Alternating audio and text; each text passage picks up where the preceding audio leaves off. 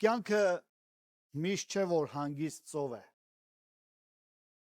Գալիս են պահեր, երբ մենք ինքներս մենակ ենք մեզ զգում եւ շրջապատվում ենք խավարով եւ մեր շուրջ բոլորը փոթորիկ է։ Այսօր պատգամը վերնագրել եմ Տիրոջ խոսքերով։ Ես եմ։ Եվ հատվածը, որ ձեզ համար պիտի ընթերցեմ Մատթեոս ավետարան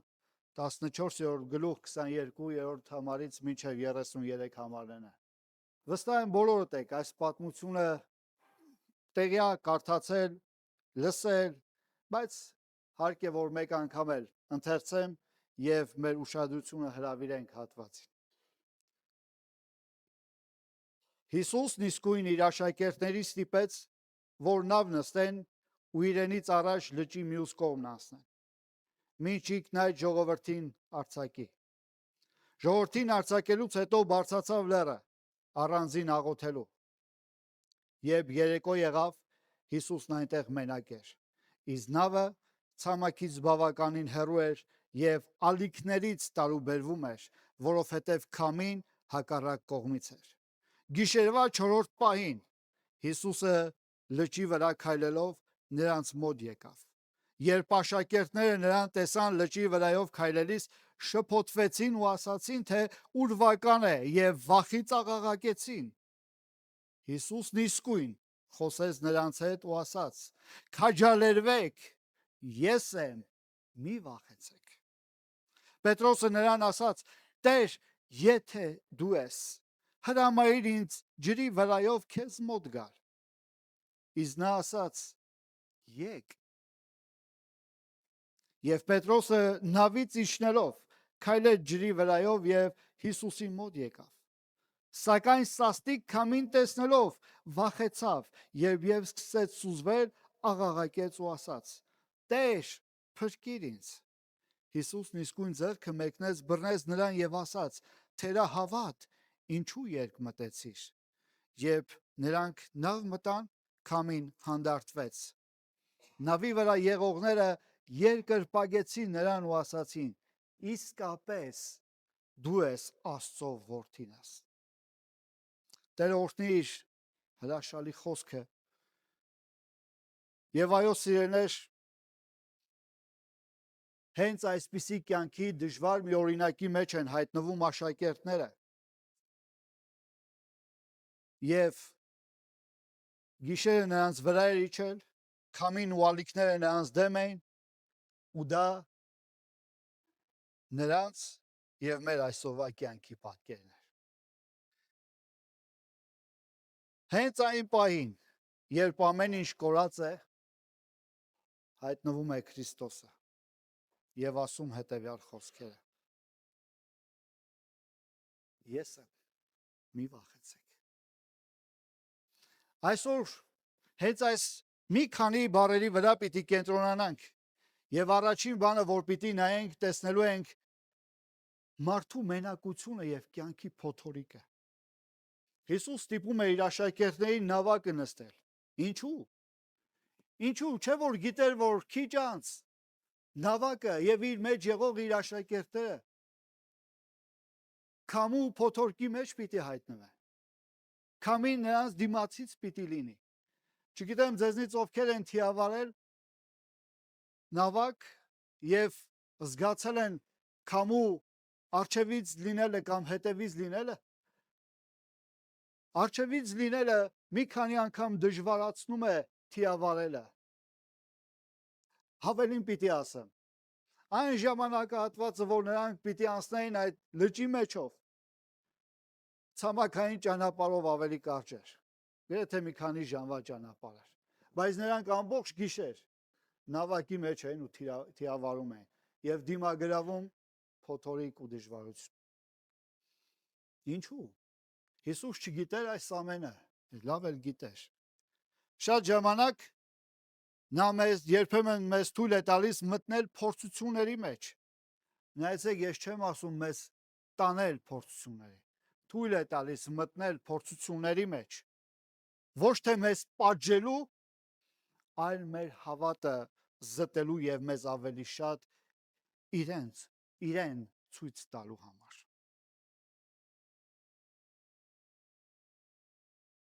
Մենք շատ անգամներ ասում ենք, ինչի մեզ Տերը փորձության տարավ, ինչի մեզ փորձություն տվեց, չի տալիս։ Երբեմն մեզ թույլ է տալիս մտնել փորձությունների մեջ, որպեսզի դրանով ավելի զտվենք։ Եվ հիմա զտումը պիտի տեսնենք իր աշակերտների խոսքի մեջ, գործի մեջ։ Երկրորդ բանը, որ պիտի նայենք, դա Տիրոջ ապաստան լինելու հայտնվելն է։ Ասում է պահքի 4-րդ ժամում, ամենամութ ժամը Հիսուս գալիս է։ Նա գալիս է անսպասելի ձևով։ Նրանք սպասում են, որ նա կգար կամ նավակով, կամ ինչ-որ մի ափով, բայց նա գալիս է ջրի վրայով, եւ Աստված միշտ չէ, որ գալիս է այն ձևով, ինչպես որ մենք ենք սպասում։ Եվ ավելին նա ասում է անսպասելի խոսքեր մեզ։ Քաջալերվեք, ես եմ, մի վախեցեք։ Հունարեն բառը էգոեմի, սա ավելի է նշանակում, քան պարզապես դա ես եմ ասելով։ Սա Աստծո անվան հղումն է, ինչպես Աստված Մովսեսին այրված մորենու մեջից կանչում է եւ ասում է ես եմ, որ եմ։ Հիսուս այստեղ օգտագործում է ես եմ ասելով, որ եմ։ Այն նույն տիտղոսը, ինչ որ Աստված է տալիս իրեն։ Եվ ասում է վախենալու կարիք չկա, քանի որ այն Աստվածը, որ խոսեց Մովսեսի հետ, ով ազատեց Իսրայելին, ով հիմք դրեց տիեզերքին, այդ ես է։ Նա վերահսկողություն է ունենում մեր փոթորիկների վրա։ Սիրելիներ, եթե նկատում եք, Հիսուս գալիս է այս պատմության վրա ոչ թե միայն պատմական դերակատար, այլ գալիս է ավելի բարձր ասելով. ես եմ ամեն վիճակի Աստվածը։ Ես եմ։ Եվ նորից իր գեղեցիկ արտահայտությամբ աշակերտների ու մեր ականջը բերում է այն խոսքին, որ դուք ոչ թե մարդու եք դիտում, ոչ թե մարդու եք ընկերակցում, այլ ես եմ։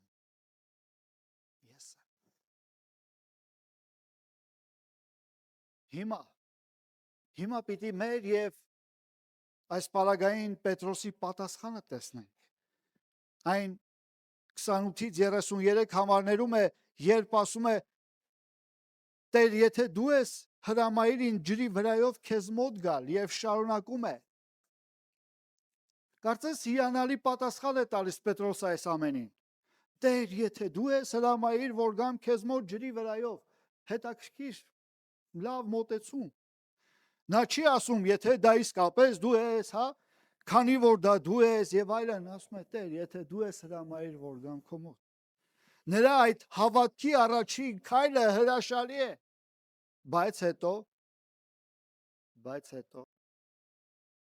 բայց հետո նա նայում է քամուն, նա իր ուշադրությունը փոխում է Տիրոջից փոթորկին եւ նա սկսում է սուզվել։ Սիրելիներ, շատ կարևոր է, որպեսզի մենք մեր պատասխանի ետևը կանգնենք, հարատևություն ունենանք։ Ինչպես նկատում եք, Պետրոսը ուղղակի գեղեցիկ պատասխան տալուց հետո անմիջապես շեղվում է։ Նա նայում է քամուն, փոթորկին, նայում է դժվարություններին եւ ընկղմում է։ Սա ինձ եւ քեզ եկող ամենակարևոր դասերից մեկն է։ Եսեմը քո առջև է։ Աստված քո առջև է։ Եվ ուր ես երեսդ փախցնում նրանից։ Ուր ես նայում։ Ինչ կա ջրի վրա։ Միթե այդ ջուրը չէր քեզ սարսափեցնողը։ Ինչ կա փոթորկի մեջ, միթե այդ փոթորիկը չէր, որ վնգում էր քո ականջի տակ։ Բայց ես եմ քո առջև է ամբողջությամբ եւ ասում է արի իմ մոտ։ Եթե նկատում եք Պետրոսի արձագանքի մեջ առաջին բանը, որ ընկնում է, ոչ թե լուր խորտակվում է ջրի մեջ, այլ աղաղակում է։ Ասում է Տեր փրկիր ինձ։ Դա նրա կարճ, անմիջական ու ազնիվ աղոթքն է։ Եվ ի պատասխան այդ կարճ ու ազնիվ ու անմիջական աղոթքին Հիսուս նրան անմիջապես փրկում է եւ նա չի ասում նրան. ես քեզ ասել էի, չէ, որ թերահավատ չլինես, չի նստացնում մի ժամ էլ ջրի ալիքների վրա, բացատրում, սա չարեցիր, նա չարեցիր, անմիջապես փրկում է նրան։ Սա Աստծո ամենահրաշալի հայրական օրինակն է։ Մեր բոլոր ընկած վիճակների մեջ նա մեզնից բացատրություններ չի պահանջում, այլ անմիջապես մեր կարճ ազնիվ աղոթքին պատասխանում է անմիջապես օգնելով։ Նրանք նավակը մտնելու պես փոթորիկը դադարում է ու գալիս է իսկական հանգստությունը, երբ Քրիստոս մեր նավակի մեջ է, մեր կյանքի մեջ է, մեր իրական հանգստությունն է։ Շատ անգամներ մենք չգիտես ինչու աճ ու ձախ փնտրտուքների մեջ ենք հանգստություն գտնելու համար։ Ինչ ասես, որ չենք անում։ Մարդիկ անգամ այսօր վազում են դեղորայքներ գործածելու։ Չգիտես ինչեր անելու, որ հանգստություն ունենան, որովհետև կյանքի տագնապը իսկապես նրանց կոկորդը խեղդում է։ Դժվար են շնչում, դժվար են մտածում, սարսափում են։ Ոմանք ընկնում են ցայտնոտի մեջ, որին մենք դեպրեսիա ենք ասում։ Ինչեր ասես, որ չի պատահում մարդկանց կյանքերում, մանավանդ հիմա այս ժամանակահատվածում։ Բայց մի բան կա, սիրելիներ։ Եսեմը, երբ քո նավակի մեջ գա, քո կյանքի մեջ գա իրական ձևով, այնտեղ պիտի լինի խաղաղություն, այնտեղ պիտի լինի հանգստություն, այնտեղ իսկական հանգստությունը պիտի շոշափես։ Ինչու, որովհետև երբ որ տեսնում եք աշակերտների արձագանքը, հասկանում եք մի կարևոր բան, նրանք այդ խաղաղությունը վայելելով է, որ բարձրաձայնում են ասելով ճշմարտորեն Աստծո որդին դու ես։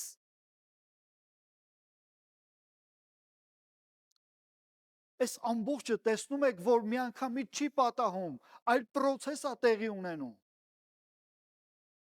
Մեր կյանքում այսպիսի իրավիճակները մեզ տանում են մի տեղ, որպեսզի մենք գանք ու բարձրաձայնենք։ Ընդեղ փորձեցի, մյուս տեղը փորձեցի, բայց իմ ապահովությունը, իմ հանգստությունը դու ես, Տեր։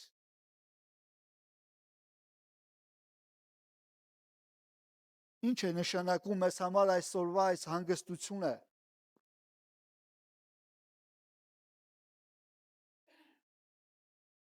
Փոթորիկները անխուսափելի են, սիրելիներ։ Եթե դուք դրանում եք, դա չի նշանակում, որ Աստված ձեզանից հեռու է։ Ընդհակառակը, դա կարող է լինել հենց մեր դասի մի մասնիկը, մեր կյանքի օրինակի մի մասնիկը։ Քրիստոս մեր կյանք գալիս է ամենամութ պահին, ամենադժվար պահին։ Նա չի սպասում, որ փոթորիկը ավարտվի, նա գալիս է հենց դրա կիզակետում։ Երբ ամեն ինչ ամենամութ ժամին է, նա գալիս է իր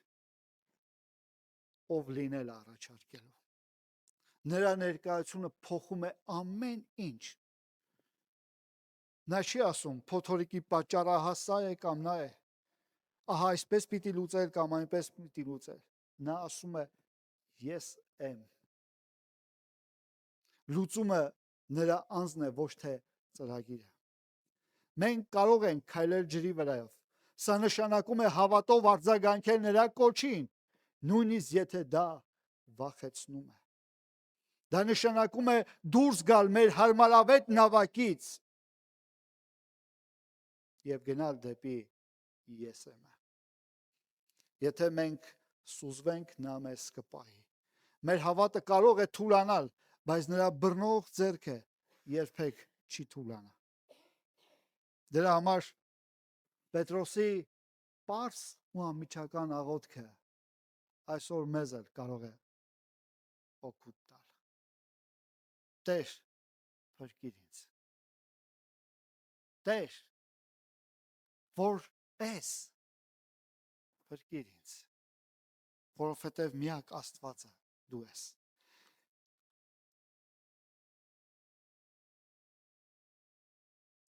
Այսօր Տերը հարցնում է ձեզ,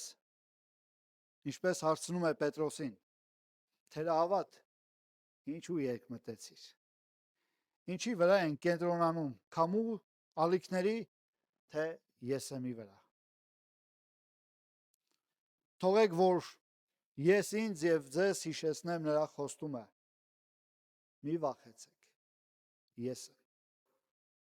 Եթե մենք վախենում ենք այս անհայտից, որ ես եմ, մի բան շատ կարևոր է։ Եթե դուք վախենում եք անհայտից, հիշեք, որ Հիսուս պատասխանում է ես եմ։ Եթե դուք վախենում եք ձեր ֆինանսական դժվարություններից, հիշեք, որ ասում է ես եմ։ Եթե դուք վախենում եք մենակությունից, հիշեք, որ նա ասում է ես եմ։ Եթե դուք վախենում եք տարբեր վատ ախտորոշումներից, հիշեք, որ Հիսուս ասում է ես եմ։ Եթե դուք վախենում եք զախողումից, հիշեք, որ Հիսուս ասում է ես եմ։ Նրա ներկայությունը փոթորիկի դադարեցումը չէ, այլ փոթորիկի մեջ խաղաղություն։ Նա ցանկանում է, որ մենք վստահենք ոչ թե արդյունքին, այլ նրան ու քայլենք դեպի նա։ Նայենք նրա աչքերի մեջ։ Եվ մենք, երբ որ դա անենք, կկարողանանք այդ փոթորիկի մեջից քայլել դեպի հրաշքը։ Ես վստահ եմ, սիրելիներ, որ Տերը օգնեց Պետրոսին հասկանալու այս փոթորիկի դասը։ Նաև վստահ եմ, որ այսօր, երբ մեզ ասում ես եմ, սովորեցրեց, որ մեր կյանքի փոթորիկների մեջ, դժվարությունների մեջ, այդ ես եմ ասողը շատ զորավոր մեկն է։ Պատահական մարդ չէ։ Ես եմ, որ եմ, քո Աստվածն եմ։ Դուրս արի ու ձեռքդ տուր նրան, եւ նա քեզ ամուր պիտի պահի ամեն փոթորիկի մեջ։ Տերը օրհնի իր պատվական խոսքը։ Տերը օրհնի եւ մեր կյանքերի մեջ այս խոսքը ապրեցնի, որպեսզի երբ իրական դժվարություններ ունենանք, ոչ թե խոսքը հիշենք, այլ այս խոսքը գործի դնենք, սիրելիներ։ Այս խոսքը մեր կյանքի մեջ գործի դնելով, մենք ավելին պիտի տեսնենք։ Եվ այդ զորությունը պիտի գա մեր կյանքերի մեջ, եւ զորավոր քրիստոնյաների օրինակ պիտի